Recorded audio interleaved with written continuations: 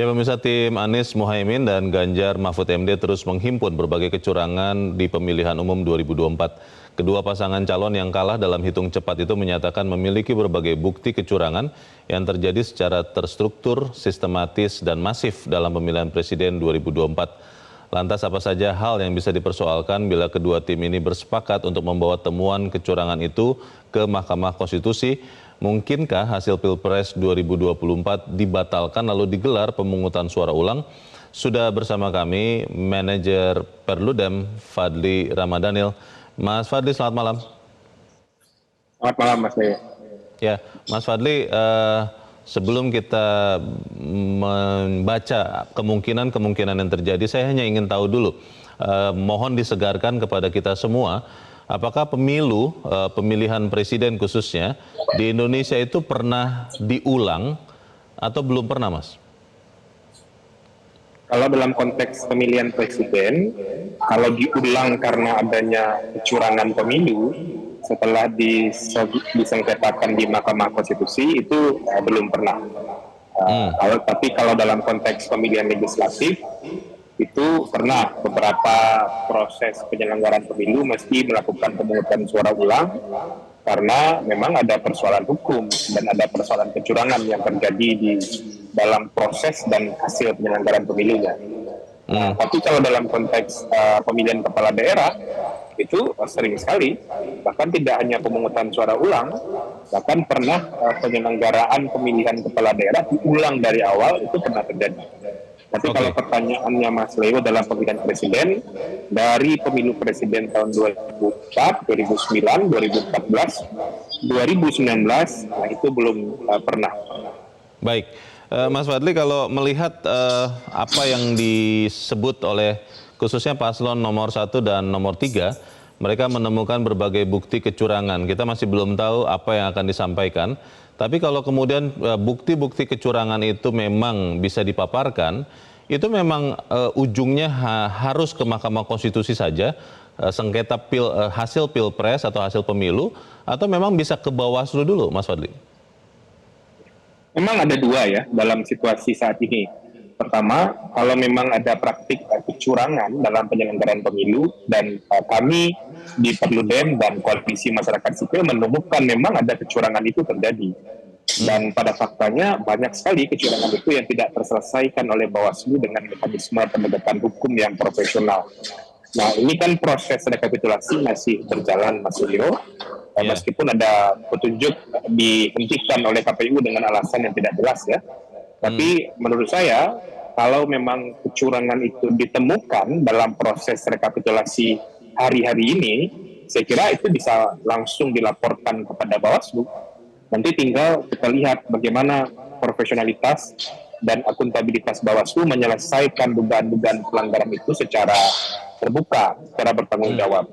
Dan kalau misalnya nanti pelanggaran-pelanggaran itu tidak diselesaikan secara profesional, secara tuntas oleh Bawaslu, maka ruang terakhir untuk menyelesaikan itu secara hukum ya melalui proses perselisihan di Mahkamah Konstitusi. Dan itu mekanisme yang sah secara konstitusional. Baik, Mas Fadli, menarik terkait dengan kalau Bawaslu tidak menangani pengaduan-pengaduan itu secara profesional. Karena kalau kita ingat beberapa waktu yang lalu DKPP itu sudah menjatuhkan sanksi etik masalahnya kepada komisioner KPU yang ketua KPU Hashim Asyari bahkan diberikan peringatan keras terakhir, walaupun yang lucu juga tidak bersifat akumulatif. Pertanyaannya adalah kalau memang Bawaslu sampai sekarang masih belum juga memproses dengan serius, dengan sungguh-sungguh ketahuan ujung dari setiap pelaporan, apakah DKPP juga bisa langsung memberikan peringatan atau bahkan sanksi kepada Bawaslu ini seandainya memang terbukti bahwa Bawaslu tidak memproses laporan-laporan ini, Mas Fadli? Menurut saya sangat bisa, dan itu harus mulai dilakukan baik oleh peserta pemilu, termasuk juga masyarakat sipil mulai mempersiapkan itu. Sebab artinya Bawaslu tidak melaksanakan tanggung jawabnya, tidak melaksanakan tugasnya secara profesional. Coba bayangkan Mas, informasi kecurangan yang muncul di ruang-ruang publik saja, itu tidak direspon secara memadai. termasuk juga ada beberapa dugaan kecurangan pemilu yang sudah dilaporkan oleh masyarakat sipil kepada Bawaslu juga tidak diselesaikan secara profesional. Proses penanganannya sudah sampai di mana kita tidak tahu. Apakah ada kekurangan bukti, apakah ada hal yang perlu dilengkapi, atau Bawaslu sedang melakukan penelusuran, itu tidak jelas. Nah, hal seperti ini yang menurut saya menjadi bagian juga dari Bawaslu yang tidak melaksanakan tugas dan fungsinya. Dan kelalaian dalam melaksanakan tugas dan fungsi ini tentu bagian dari dugaan pelanggaran etik bagi penyelenggara pemilu.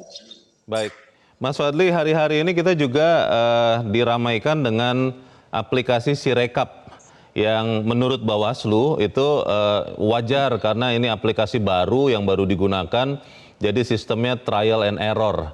Walaupun aneh juga, kok bisa trial and error di ajang pemilu seperti ini? Itu pernyataan yang sangat konyol menurut saya. Lah, pertanyaannya begini, aplikasi Sirekap ini, itu apakah memang kalau menurut Perludem sebaiknya dihentikan saja sama sekali supaya kemudian tidak membingungkan orang, tidak membuat orang berkurang kepercayaannya kepada hasil penghitungan real count yang sedang terjadi, atau bagaimana menurut Anda? Menurut saya KPU mesti bertanggung jawab untuk memperbaiki ini. Dan pernyataan Bawaslu kalau mengatakan ini sistem baru, ya wajar saja trial and error, itu pernyataan yang konyol betul. Penyelenggaraan pemilu ini sudah dimulai dari bulan Juni 2022, Mas. Sudah hampir 2 tahun yang lalu. Kalau ada yang mengatakan ini sistem yang trial and error, artinya yang error jangan-jangan penyelenggara pemilunya. Bagaimana mungkin menyelenggarakan urusan sepenting pemilu di Republik sebesar ini dengan pemilih sebanyak di Indonesia itu masih dalam frame kepala trial and error. Dan menurut saya Sirekap ini kita harus desak Bawaslu ke KPU untuk bertanggung jawab memperbaikinya. Dan tidak semudah itu kalau kemudian bermasalah diturunkan saja. Tidak, menurut saya ini harus diperbaiki. Sebab ini ada uang negara yang sudah dikeluarkan dalam jumlah banyak untuk menyiapkan alat ini. Kenapa tidak disiapkan secara serius? Nah, ini harus diperbaiki dan mereka juga memastikan proses rekapitulasi manual itu juga berlangsung secara profesional, secara terbuka. Tidak boleh ada sangka dan tidak boleh upaya-upaya manipulasi suara dibiarkan. Mas Fadli, ini ada informasi yang mungkin sebentar lagi kita akan dengar dari KPU bahwa ada di beberapa tempat penghentian sementara untuk perhitungan di tingkat PPK, real count dari pemilu ini. Tapi di sisi yang lain kita juga tahu berdasarkan Undang-Undang Pemilu, KPU hanya punya waktu 35 hari sejak 14 Februari, itu sekitar 20 Maret untuk mengumumkan atau menetapkan hasil pemilu khususnya lagi Pilpres. Ini waktunya cukup atau tidak ya untuk kemudian menyatakan kebenaran atau curang atau tidak ini terbukti atau tidak? Kita harus jeda dahulu dan pemirsa tetap bersama kami. Prime Time News segera kembali. Dan pemirsa terima kasih Anda masih bersama kami. Saya masih bersama dengan manajer program Perludem Fadli Ramadhanil. Mas Fadli, tadi barusan kita dengar pernyataan dari calon presiden nomor urut 1 dan Sekjen PDIP yang nadanya sama, semangatnya sama bahwa harus dibuktikan memang ada atau tidak kecurangan karena yang dipertaruhkan adalah legitimasi hasil pemilihan. Tapi kita diperhadapkan dengan waktu. Bagaimana KPU punya batas waktu untuk menetapkan hasil pemilu termasuk Pilpres. Itu kira-kira cukup waktunya atau bagaimana Mas Fadli? Ya kalau soal waktu saya kira bagi KPU harusnya cukup dan itu tidak ada terlalu jadi masalah saya kira ya, sebab waktu 1 bulan sejak hari pemungutan suara itu waktu yang sangat cukup untuk bahkan sudah jauh lebih panjang Mas jika dibandingkan dengan negara-negara lain ya. Waktu yang sangat panjang bagi KPU untuk menghitung dan merekapitulasi semua suara. Nah tapi soal membuktikan kecurangan pemilu, nah ini memang tim dari masing-masing peserta pemilu yang meyakini dan ingin membuktikan adanya kecurangan pemilu, memang tidak bisa hanya bicara hari H dan tidak bisa bicara pasca hari H sampai nanti rekapitulasi nasional saja. Unsur-unsur dan petunjuk-petunjuk serta bukti-bukti kecurangan itu justru harus dikumpulkan sejak menjelang hari pemungutan suara atau pra hari H pemungutan suara. Karena kecurangan yang berkorelasi dan berdampak kepada perolehan suara pemilih itu yang nanti akan bisa meyakinkan Mahkamah Konstitusi untuk apakah perlu dilakukan pemungutan suara ulang karena telah terjadi pelanggaran terhadap pemenuhan prinsip keadilan pemilu, karena pemilih tidak lagi merdeka dalam menentukan pilihan, tetapi ada kecurangan-kecurangan dan praktik-praktik yang melanggar aturan main penyelenggaraan pemilu. Dan itu banyak terjadi sebelum hari H. Oke, pertanyaannya begini Mas Fadli, kalau kita mengingat lagi kembali peringatan keras terakhir yang diberikan Dewan Kehormatan Penyelenggara Pemilu kepada Ketua KPU Hasyim Asyari, itu pelanggaran etik jatuhnya, dan putusan 90 yang kemudian dilanjutkan oleh KPU tanpa mengubah peraturan KPU, jadi terlambat mengubahnya, itulah yang dihukum oleh DKPP, itu tetap berlaku. Pencalonan Gibran sebagai calon wakil presiden nomor urut 2 tetap berlaku sampai sekarang. Kalau melihat presiden ini, kita masih bisa berharap tidak bahwa pelaporan-pelaporan kecurangan, kalaupun itu bisa dibuktikan di Bawaslu atau juga mungkin ke MK nanti, benar-benar bisa mengubah jalannya pemilu ini, Mas? Ya, Mas Leo, dengan segala hormat ya, kalau saya secara personal mengatakan Bawaslu dan DKPP sudah bagian dari problem penyelenggaraan pemilu 2024. Sebab Bawaslu yang diharapkan menyelesaikan banyak sekali pelanggaran pemilu tidak perform, tidak muncul. DKPP pun juga membuat kita bertanya-tanya, tidak ada negara di kolong langit ini yang menjatuhkan sanksi peringatan keras terakhir itu berkali-kali. Mana ada sanksi peringatan keras terakhir tapi dijatuhkan 2 kali. Karena Dan katanya tidak akumulatif itu, Mas Fadli. Tidak akumulatif tidak katanya rasional. peringatannya. Tidak rasional. Pelanggaran etik itu kan pelanggaran yang bertentangan dengan nilai, bertentangan dengan nilai-nilai etika. Jadi kumulatif artinya orang harus melakukan pelanggaran etik yang sama 2 kali atau 3 kali. Itu cara berpikir yang aneh juga menurut saya, dan tidak ada orang menegakkan pelanggaran etik seperti itu. Jadi menurut saya kalau dalam konteks apakah kita masih berharap atau tidak, bagi saya Bawaslu dan DKPP bagian dari problem penyelenggaraan pemilu. Tapi apakah kita tetap harus mendesak mereka bekerja benar? Ya harus terus dilakukan.